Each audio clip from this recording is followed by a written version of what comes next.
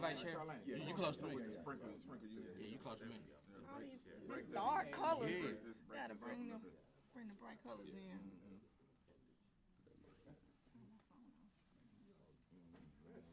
Well, when Love said he was coming, I said, all right, I gotta wear a tie. All right. I'm dressed down. Y'all ready? Okay. First of all, thank you everybody for being here. We are the Tennessee Black Caucus of State Legislators. And I'm just going to go ahead and say this year has been extremely challenging. It has had so many divisive bills and so much divisiveness within the entire session. It started off with this special session that kind of threw everybody for a loop. But we are here. We are strong. Of course, going back to legislation, there was legislation to dismantle DEI. There was legislation to move the Human Rights Commission. And bills like that, they hurt minority communities. And we've been fighting those things. We've been fighting those bills. But we've also had some victories as well. We've passed legislations to help our community stay safer. We've passed legislation to ensure that people's privacy is protected. And we want to focus on those good things that we've accomplished. Also, we're looking forward. We're looking forward to this summer where we'll be having our Black Caucus tour, where we'll be going across our state, letting people know what we've done, what we're doing, and what we intend on doing. Because this summer, we intend on collecting both allies and ideas, because we want to come back next session with the full armor of our community, and we want to move the state of black people in the state of Tennessee. We want to move it forward. So with that, I got two of our challenges. I do want to talk about those two bills that focus on DEI and the Human Rights Commission.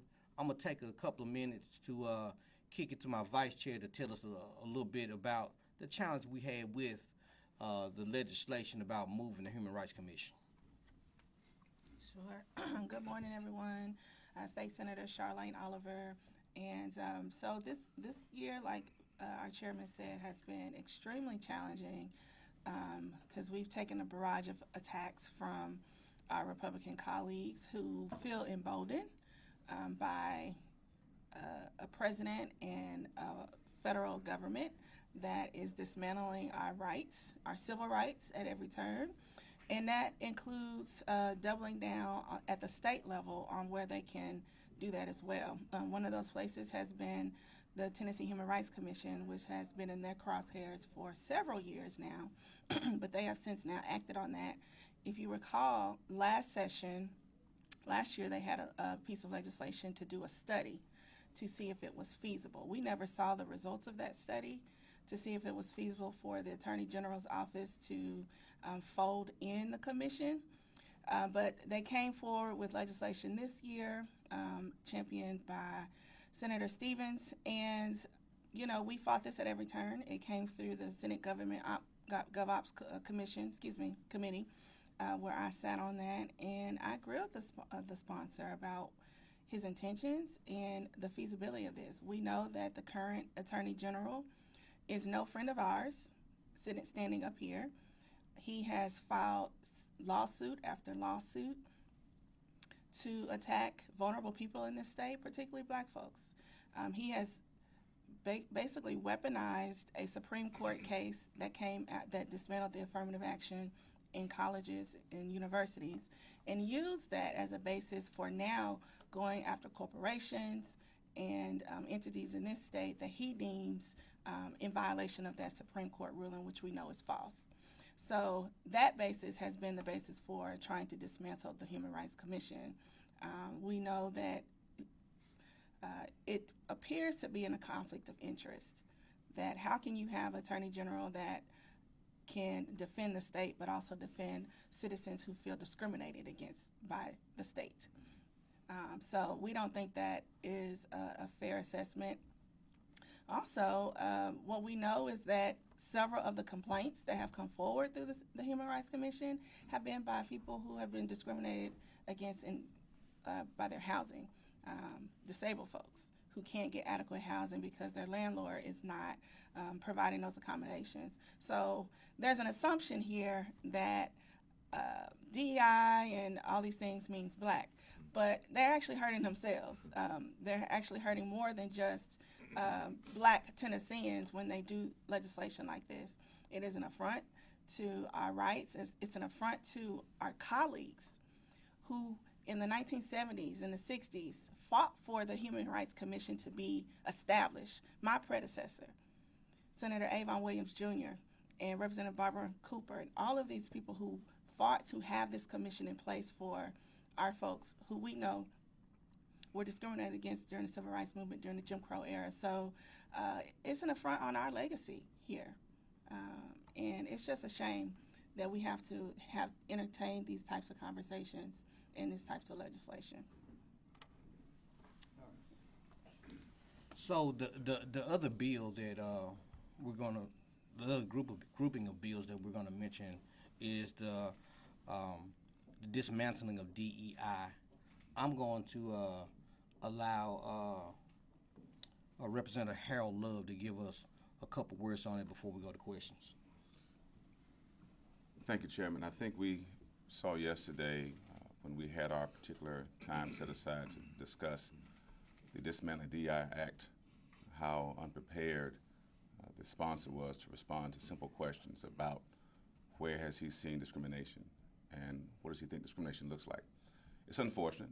Senator Oliver said that they don't recognize that DEI is about veterans, it's about small businesses, it's about populations that are on the margins and don't oftentimes get a chance at equity. And so as we push back against this, I will say this, that I've been in contact with colleagues across the country, and this particular kind of legislation is popping up only in our southern states, South Carolina, Alabama, places like that. And so what we see is a pattern here, and we discussed it yesterday. There's a pushback against gains that were made, again, not just for African Americans, but again for small businesses, for disabled veterans, for women.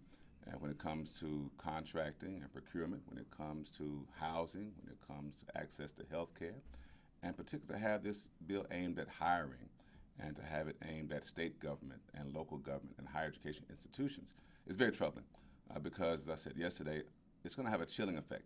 It's going to have the effect that will prevent someone who is actually engaged in trying to find the most viable and qualified candidate from looking across the spectrum and saying, is it possible that we can have a diversified pool of employees in our State Department, local governments, or higher education institutions, because they will fear that they're violating the law. And we saw this happen before with CRT, which was another boogeyman they used a few years back. It was not being taught in Tennessee, but they used that to then cause teachers to be in fear of what they could teach. And so again, we have CRT, we have the wokeness, and now we have DEI. I'm just waiting for the next three-letter word they want to dismantle or use as a boogeyman to see what's going to come up next. But hopefully, citizens will wake up and realize that this is harming everybody. So thank you, Chairman. All right, so you all know the challenges that we've faced, but now I'm pretty sure the question is, what do we do now? I'm glad you asked. Our Black Caucus has been putting things together so we can have a statewide tour to hear the thoughts of our communities, so that again we can have a collection of our allies and collection of ideas that we can press forward. So, and that is being led by our member Sam McKenzie, who's going to give us a couple words about it. Thank you, Chairman, and thank you for the opportunity to discuss our statewide tour. We're going to begin in earnest. We're going to begin, immediately. There's a lot of momentum. These are negative things that's happened to all Tennesseans, and that's the piece that these bills attack the integrity of what Tennessee is about. And we're a great state, and I continually say that because we are. but these bills are counter to that. So what we want to do is just spread the good news. Spread the good news that we have people here fighting for our values. And our is inclusive. We're the Black Caucus, but we're trying to make Tennessee the state that everyone can be proud of. So we're going from, we're going to go from Knoxville to Memphis. We're going to try to get up to Mountain City, but we're going to talk about that. But we'll start out West Tennessee. We'll have a day in Memphis and in Jackson.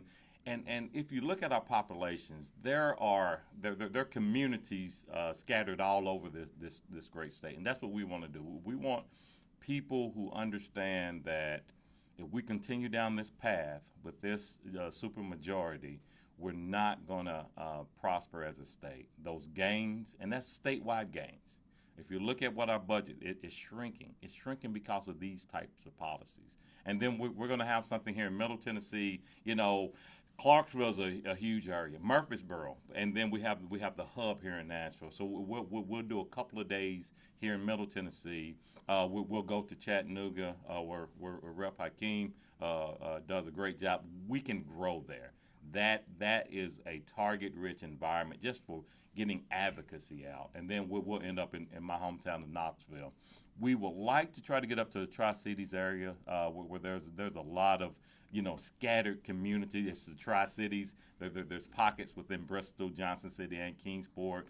We had representation at one point from Sullivan County. So we want to start building those bridges again. And what that looks like, we don't know yet. But we'll start probably May, June time frame. And as our busy members schedule see fit, but we'll do a good job of getting it out to the press and making sure that you all know. But, we're talking about the basic things that people care about. We're not talking about these fringe, take you out with a shiny object issue. We're talking about jobs. We're talking about what are we going to do to make healthcare better. We're counter to vouchers. We're going to point out the failures that you're going to start to see with this voucher system. When you see in this education ill prepared for the application, we're going to talk about those basic things that matter to all Tennesseans. Thank you, Chair. So, ladies and gentlemen, as you can see, I want you to look up front and look across this room. You have people fighting on your behalf. You have gladiators in suits who have strapped up and went to battle this year. And I'm proud of the gains that we've had. And I'm also excited about the things that we have in the future. So let's continue to lock arms and let's keep moving. And with that, any questions? I know that DEI yesterday and every day that you have put it on the floor is really hot, heated. A lot of examples were given yesterday. They even asked if they could bring it back to subcommission, and that was kind of, actually there was more votes than maybe expected. It was okay, but now it's basically going to be on the governor's desk, and I know that until it's signed into law, it's really not done yet. So I know that there are places that you're going, things you've discussed. What is your plan from now until it's on his desk, and even when it's on his desk, to not have it get signed? Even right after it passed, we made communication with the governor's office about see if he can delay signing it. We haven't. They haven't got back with us yet on what their actions would be as of yet, but we want to keep those lines of communication open so that we can definitely have that conversation. And what is all of your feelings right now, knowing that it did pass and we are the first state in the United States of America to dismantle the DEI? Yeah, so in the committees, it was mentioned that we're the first state to pass this kind of legislation, and my comment even then was, we'll be the first to take our state back 60 years. So much work has been done since 1964, and that was a huge reason, a needed reason that those things were passed and put in place. And honestly, we still need those things. We all know that DEI was weaponized, and it blocked out a lot of black people from being able to take advantage of it. But even with it being weaponized, it's still a policy that is needed. We don't need to do away with it. We need to tweak it a bit so it could do the purpose that it was meant to have in the first place. Is there anything else you want to say about any of that or going forward? I'm gonna kick it a little bit to Representative Hakeem, who in committee he fought vehemently against that bill, and I want to give him a second to talk about it as well. Thank you, Mr. Chairman and colleagues.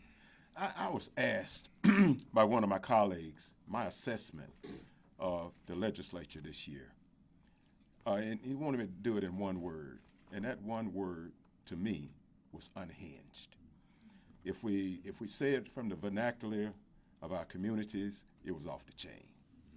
And what we're trying to say is that the norms of an opportunity like this in the legislature would dictate that we have guardrails on how things are done. But this year, you come up with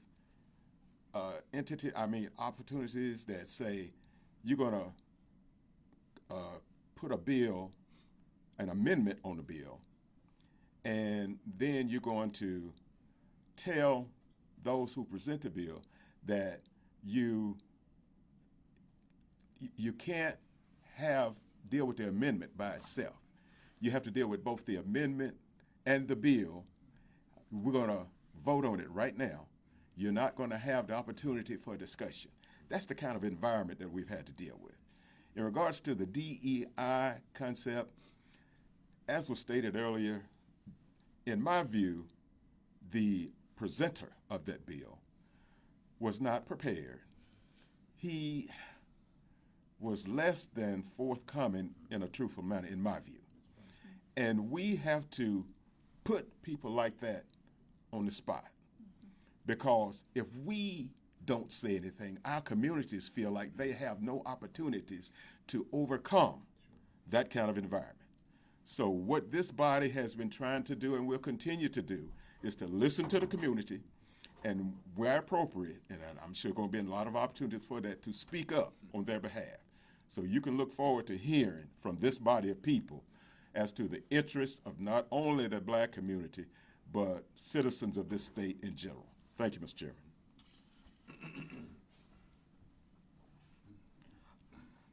Allow me to kick it to Representative G.A. Hardaway.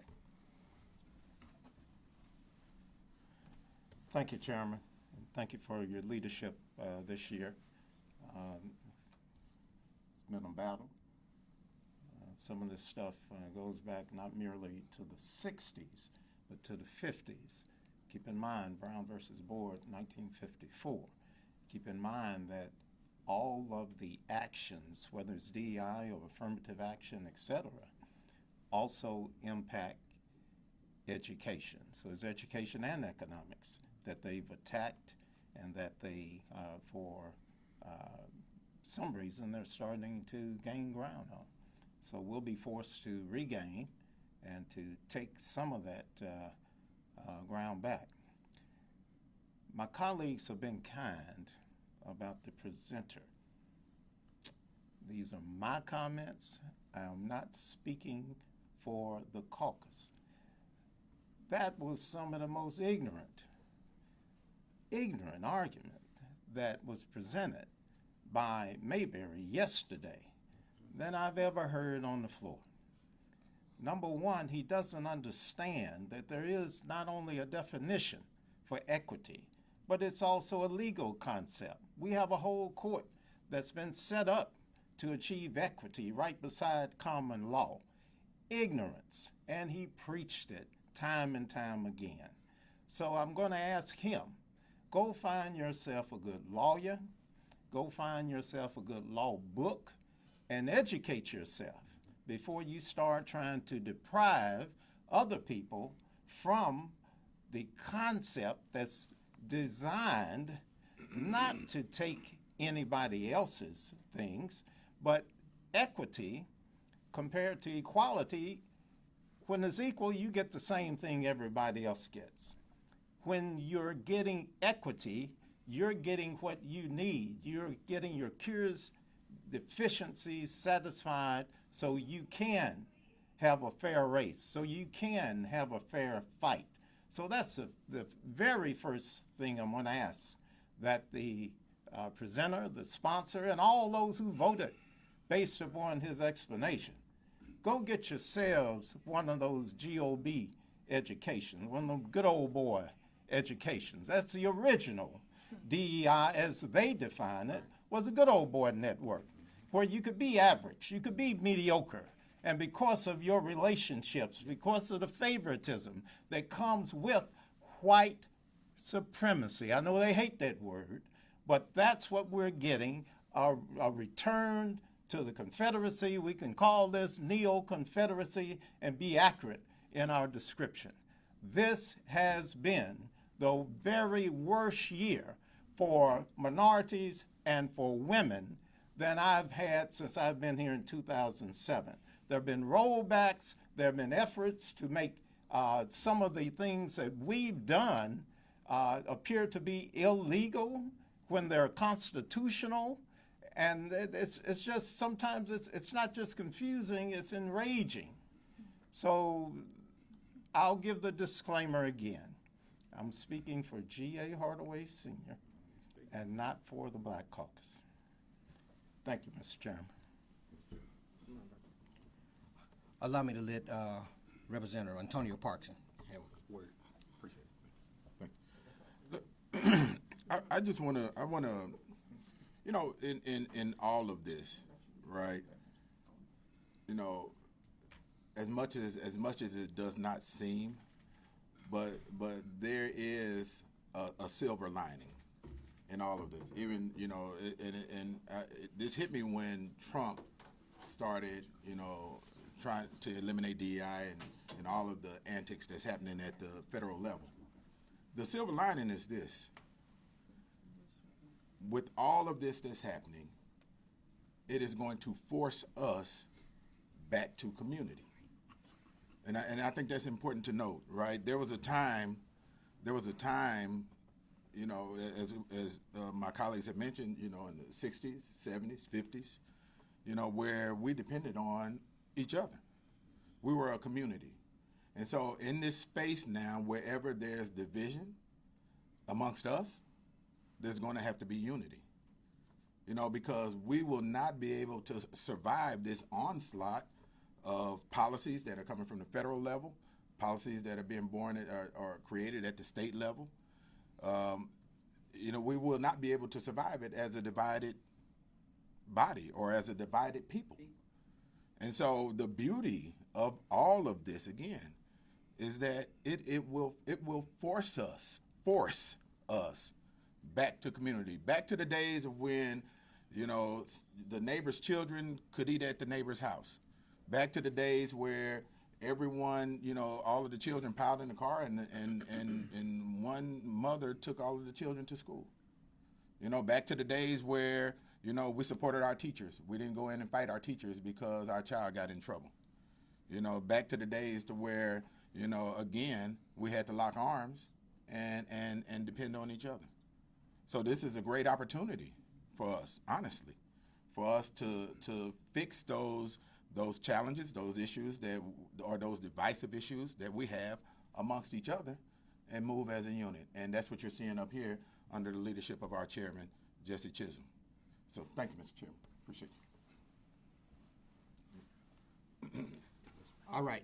So finally, I'm gonna kick it to Representative Vincent Dixie. Then we'll take any further questions. All right, thank you, Mr. Chairman. I'll be really, really brief.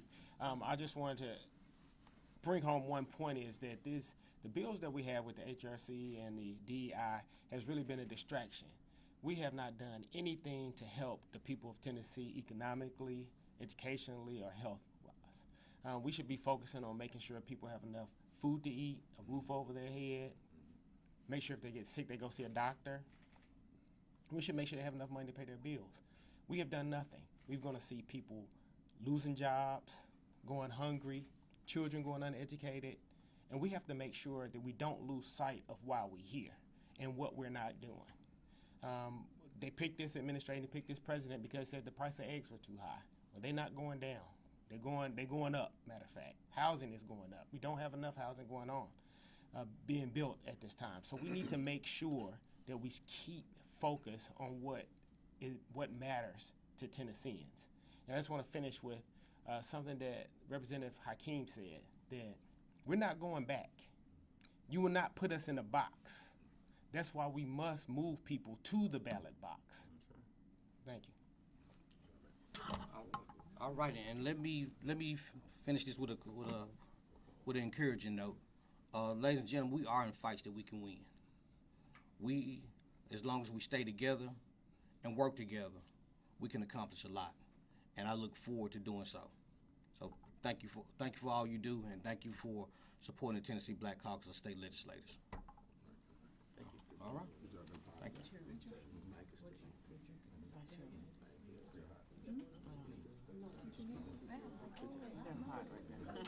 I'm